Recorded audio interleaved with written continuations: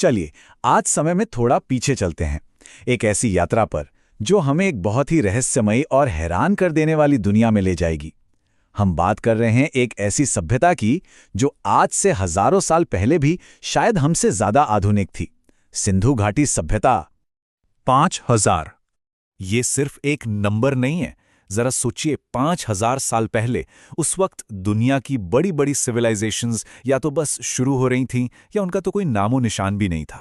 और तब हमारे भारतीय उपमहाद्वीप में एक ऐसी सिविलाइजेशन फल फूल रही थी जिसे हम आज के स्टैंडर्ड्स पर भी मॉडर्न कह सकते हैं। है ना कमाल की बात? यकीन करना मुश्किल है ना, पर ये कोई कहानी नहीं, ये हकीकत है। एक ऐसी सिविलाइजेशन जिसके पास थे मॉडर्न ड्रेनेज सिस्टम्स, एकदम प्लान्ड शहर और एक एडवांस्ड लाइफस्टाइल। तो चलिए तैयार हो जाइए, हम सब मिलकर इस भूली बिसरी दुनिया के राज खोलने वाले हैं। तो आखिर ऐसी क्या बात थी जो इस सिविलाइजेशन को, मतलब 5000 साल पुराना, एक जीता जागता अजूबा बनाती है? इसका जवाब छिपा है उनकी इंजीनियरिंग में, एक ऐसी कला जो आज भी हमें सोचने पर मजबूर कर देती है। इस पूरी महान सभ्यता के दिल थे इसके शहर, और इनमें भी सबसे खास मोहनजोदड़ो और हड़प्पा। और सुनिए, ये सिर्फ कोई आम शहर या बस्तियां नहीं थीं। नहीं, ये तो इंजीनियरिंग के शानदार नमूने थे। और इनकी इंजीनियरिंग का सबसे बड़ा सबूत वो हमें देखने को मिलता है इनके शहरों की बनावट में। मतलब ऐसा लगता है जैसे किसी बहुत ही इनक्रेडिबल प्लान के तहत बनाया गया हो।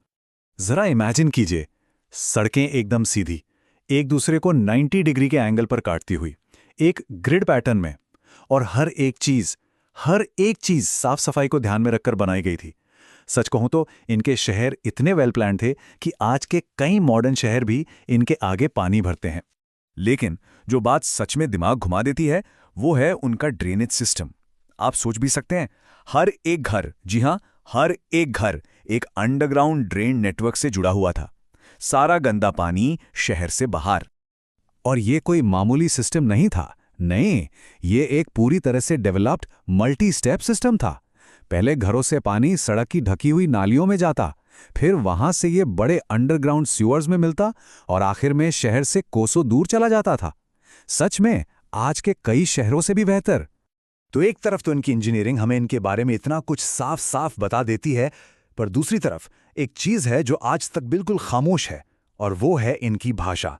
एक ऐसी पहेली जो आज तक कोई सुलझा नहीं पाया। ये है सिंधु लिपि। इन सिंबल्स में, इन निशानों में उनके न जाने कितने राज, कितनी कहानियां, उनका पूरा इतिहास छुपा है। लेकिन सबसे बड़ी और सबसे अजीब पहेली ये है कि 5000 साल गुजर गए और हम आज तक इसे पढ़ नहीं पाए हैं। ये एक ऐसा रहस्य है जिस पर आज भी पर्दा पड़ा हुआ है। और ऐसा भी नहीं है कि ये लोग दुनिया से एकदम कटे हुए थे, नहीं, बल्कि ये तो एक कनेक्टेड वर्ल्ड का बहुत इंपॉर्टेंट हिस्सा थे। पता है कैसे? हमें सबूत मिले हैं कि आज से करीब 4500 साल पहले ये लोग मेसोपोटामिया जैसी दूर दराज की सिविलाइजेशंस के साथ ट्रेड, मतलब व्यापार करते थे। और इसका सबसे बड़ा सबूत सिंधु घाटी की सील्स या मोहरें जो हमें मेसोपोटामिया में मिली हैं। मतलब सोचिए, इंटरनेशनल बिजनेस कोई आज की बात नहीं है। अब सवाल ये उठता है कि एक सिविलाइजेशन जो इतनी एडवांस थी, दुनिया से इतनी जुड़ी हुई थी, आखिर उसका अंत कैसे हो गया? और यही सवाल हमें इसके सबसे बड़े, सबसे गहरे रहस्य की तरफ ले जाता है, उनका यूं अचानक गायब हो जाना। ये एक ऐसा सवाल है जो आज भी बड़े बड़े इतिहासकारों और आर्कियोलॉजिस्ट को परेशान करता है कि आखिर एक सभ्यता जो अपने वक्त से सदियों आगे चल रही थी, वो अचानक से इतिहास के पन्नों से गायब कैसे हो गई, मिट कैसे गई? देखिए, इसको लेकर कई थियोरीज हैं। कुछ एक्सपर्ट्स कहते हैं कि कोई बहुत भयंकर बाढ़ आई होगी। कुछ का मानना है कि क्लाइमेट चेंज ने सब कुछ बदल दिया। कुछ लोग भयंकर सूखे की तरफ इशारा करते हैं, या फिर इसके पीछे कोई गहरा राज छिपा है। इतनी सारी थ्योरीज, दशकों की रिसर्च, इसके बावजूद असली वजह क्या थी, ये आज तक कोई पक्के तौर पर नहीं जानता। और इसीलिए ये इतिहास के सबसे बड़े और अनसुलझे रहस्यों में से एक है।